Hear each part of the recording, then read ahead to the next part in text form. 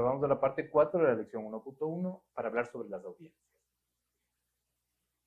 Es importantísimo hablar sobre las audiencias porque lo que nosotros tenemos que entender es que una audiencia no es un grupo monolítico que responde finalmente a distintos estímulos de la misma manera.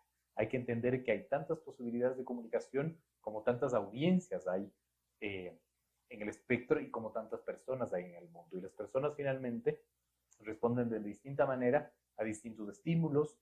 Finalmente hay que entender que las personas responden de manera distinta a los miedos, que el miedo puede ser, digamos, una incubación de una lógica y de una respuesta irracional. Por lo tanto, podemos tener de una u otra manera un universo de reacciones.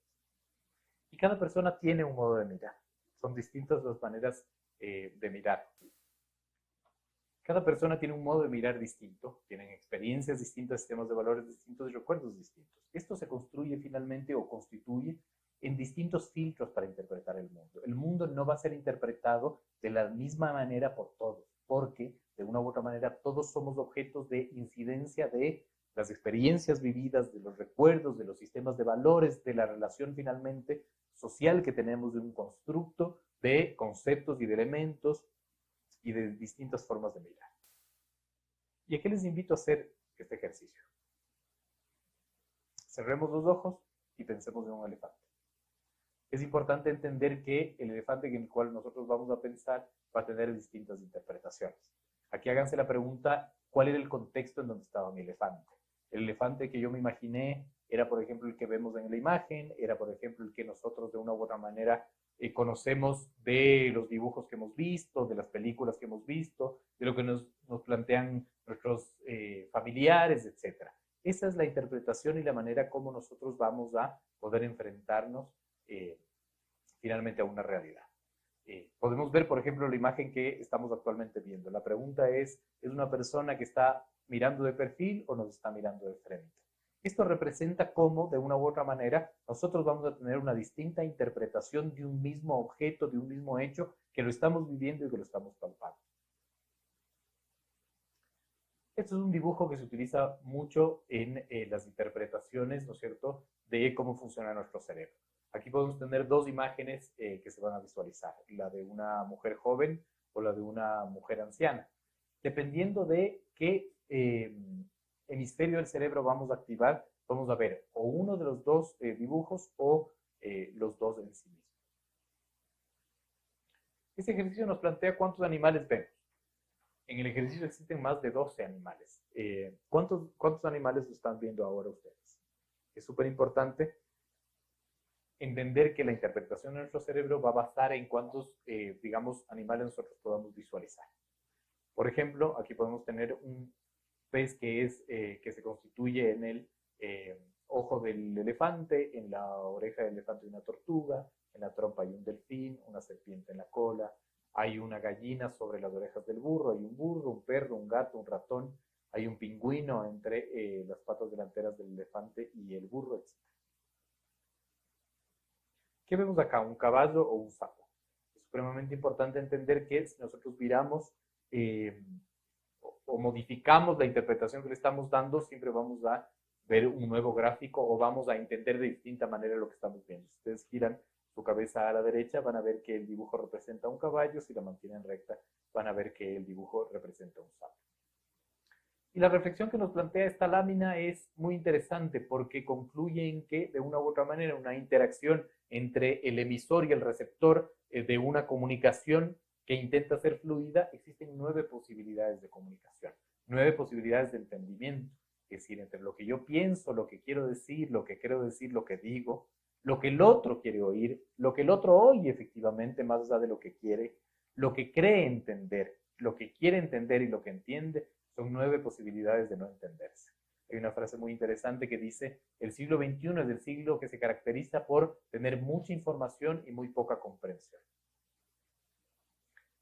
¿Por qué no nos entendemos finalmente si es que, de una u otra manera, la comunicación intenta ser clara?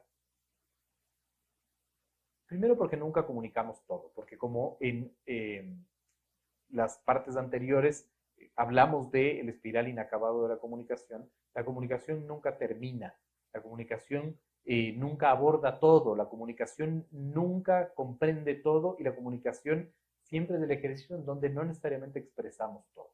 Y entre lo que se quiere comunicar o lo que se comprende y lo que realmente se comunica o se comprende, hay o puede existir una contradicción.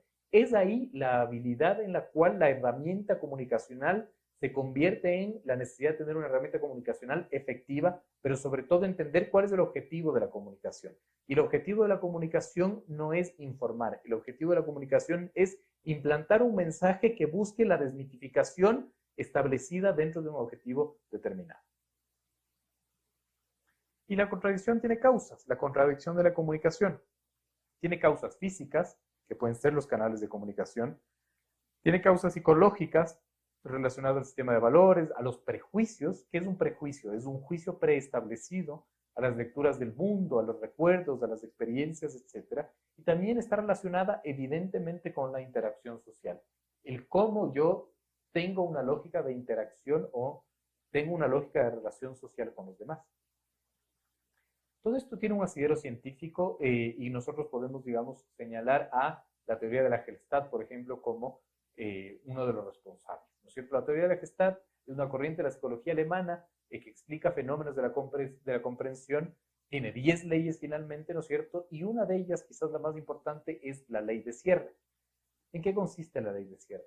La ley de cierre consiste en que cuando no hay la suficiente información, nuestro cerebro lo va a completar con las experiencias pasadas, con los prejuicios que yo determine o con la capacidad que yo tenga de rellenar esa información. Como en política, en la comunicación, la información vacía no se queda vacía. La información o el hueco informático no se queda de una u otra manera vacío. Alguien lo va a completar y usualmente ese alguien soy yo mismo con las experiencias que yo he vivido en el pasado. ¿Qué pasa cuando la interpretación es más compleja? Ese vacío se rellena con información que yo ya poseo, con información que yo quisiera finalmente. Mucho wishful thinking funciona, por ejemplo, en las lecturas de los estudios cuantitativos, de las encuestas. Muchas veces los análisis políticos no se dan desde una lógica interpretativa y analítica de los datos, sino desde una lógica aspiracional de lo que se determina el wishful thinking, lo que yo quisiera que suceda. Y esto finalmente se rellena también con creencias, con sistemas de valores, con prejuicios, que son juicios preestablecidos, con recuerdos, etc. Tomemos como ejemplo lo sucedido hace varios meses en el Ecuador. Tuvimos, o un banco importante en el Ecuador tuvo un problema informático, tuvo un problema, digamos, en varios de sus servidores, lo cual arrojaba que a sus cuentaahorristas, cuando iban a consultar sus saldos, cuando iban a retirar dinero del cajero automático, les salía el mensaje de no dispone cuentas, ¿no es cierto? Dentro de esta espiral, ¿no es cierto?, de morfología de la comunicación, es automático, ¿no es cierto?, que el cerebro establezca o acuda a un recuerdo relacional, a lo que, ¿no es cierto?, a finales de los 90 vivió el Ecuador como una lógica de feriado bancario, ¿no es cierto?, expresado aquí en esta fotografía de los periódicos de la fecha. Y finalmente este recuerdo relacional ayuda a que yo pueda tener una conclusión relacional, que es, por ejemplo, un nuevo feriado bancario. Así es como la dinámica hace que se incube de una u otra manera las lógicas de la comunicación. En este ejercicio, obviamente no lo podemos hacer en este tutorial, lo vamos a hacer cuando tengamos la clase presencial, finalmente cuando nos veamos. Pero este ejercicio busca el poder ver cómo la interpretación, ¿no es cierto?, puede darse para que la comunicación pueda ser completada. Y entonces, finalmente, ¿cómo comunicar de forma efectiva? Esta es la parte 5 de la lección 1.1, en donde de una u otra manera vamos a hablar de cuáles son los mitos, ¿no es cierto?, propios de nuestro sistema de valores en, por ejemplo, la aplicación de la comunicación, sobre todo en la aplicación de la vocería. Y aquí nos enfrentamos a, finalmente, dos realidades. El mito, cuando comunicamos, es creer que la información que nosotros damos debe ser técnica para que sea importante. Mientras más complicada, es mucho mejor. El segundo mito, por ejemplo, el comunicar es enseñar, es decir, que yo voy a evangelizar y hacer que todos piensen como yo. Y el tercero, que de una u otra manera interpreta lo más absurdo de la comunicación, que es creer que las explicaciones mientras más largas es mejor. ¿Cuál es la realidad? La realidad es que mientras más técnico es mi mensaje, reduzco la audiencia que me va a entender. Mientras más técnico es mi mensaje, yo reduzco la capacidad de los escuchantes finalmente y de las personas que me escuchan de entenderlo. Mientras más complicado es mi mensaje, reduzco la capacidad de mi receptor de entenderlo. El segundo, digamos, proceso de desmitificación de estos mitos es una declaración no tiene por objetivo desterrar la ignorancia, sino generar una corriente de opinión. El fin último de la comunicación va a ser el sembrar un mensaje. Y ese mensaje tiene que ser construido con metodología, pero sobre todo tiene que apuntar a un objetivo clave que es la desmitificación de los procesos. Y finalmente, el último punto es que tenemos que recordar la importancia de olvidarnos de lo que aprendimos, ¿no es cierto?, en el sistema educativo. En el sistema educativo siempre nos enseñaron a utilizar, por ejemplo, la pirámide de construcción literaria, que empezaba con una introducción, ¿no es cierto?, con un nudo y con una conclusión. Mientras más largas la explicación es mejor. Eso es un gran mito, pues devela que nuestra intención siempre es el comunicar de manera extensa, cuando hay que recordar que la capacidad, digamos, de atención de la gente hoy está mermada por la velocidad de la información. Actualmente hay algunos estudios que determinan que los seres humanos tienen un tiempo de atención igual o menor que un goldfish, por ejemplo, que puede estar entre los 27 a los 30 segundos de atención.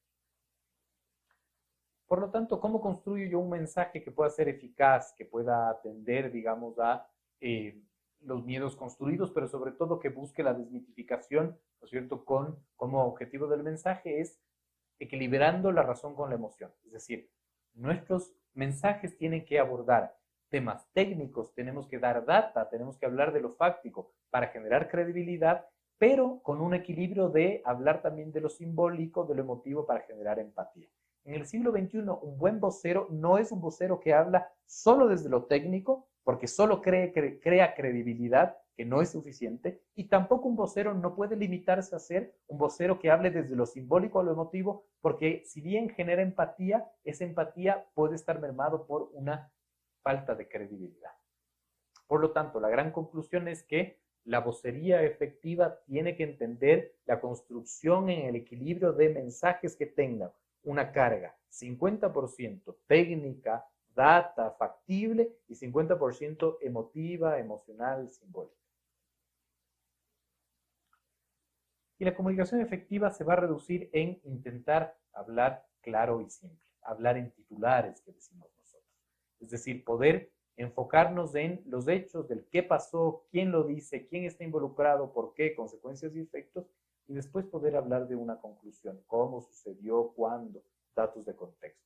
Es supremamente importante recabar la importancia finalmente de los titulares como herramientas de comunicación.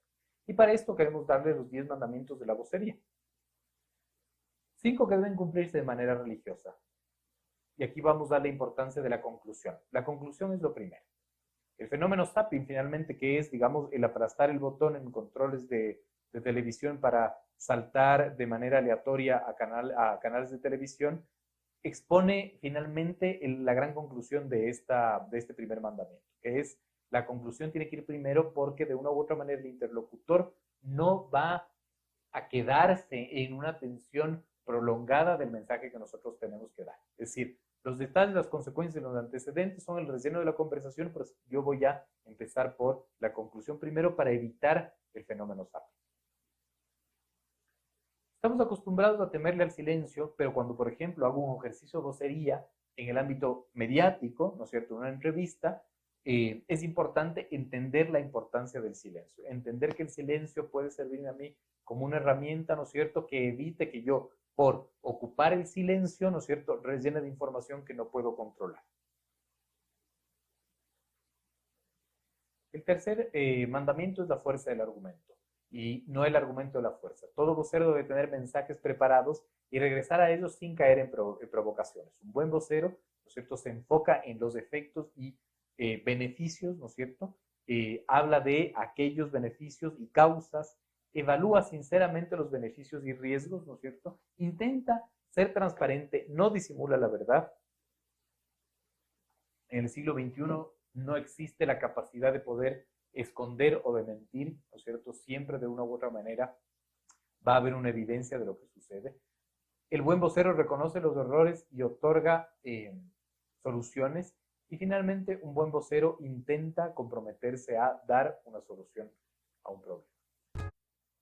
El cuarto mandamiento que nosotros queremos proponerles es la capacidad de economizar los mensajes. Es decir, esto es como mirar una serie. Cada capítulo es un universo que se vende solo, por lo tanto no podemos vender, ¿no es cierto?, nosotros toda la serie sin dividirlo por capítulos. Siempre hay que plantear idea por idea, mensaje por mensaje. Uno no puede utilizar el atropellamiento verbal para transmitir unas ideas. Tiene que hacerlo escalonado y tiene que hacerlo con objetivos absolutamente claros. Si el interlocutor quiere hablar de otro episodio, por ejemplo, es mejor concretar una nueva cita en el momento que yo esté aplicando una lógica de vocería mediática.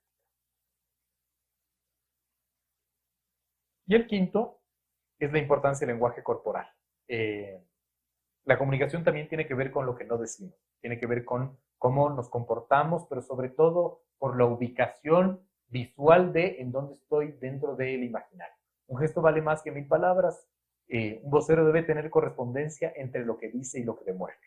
Si el vocero lo que quiere hacer, por ejemplo, en una situación de crisis, es transmitir seguridad, tiene que evitar que sus no verbales transmitan inseguridad. Si quiero yo dar un anuncio, ¿no es cierto?, a un público determinado que va a transmitirles de una u otra manera una medida que puede preocupar, tengo que mostrarme absolutamente serio, absolutamente seguro de lo que estoy diciendo. Todo a mi alrededor tiene que construir seguridad. Todo a mi alrededor tiene que dar la idea de que el mensaje que yo estoy dando transmite seguridad.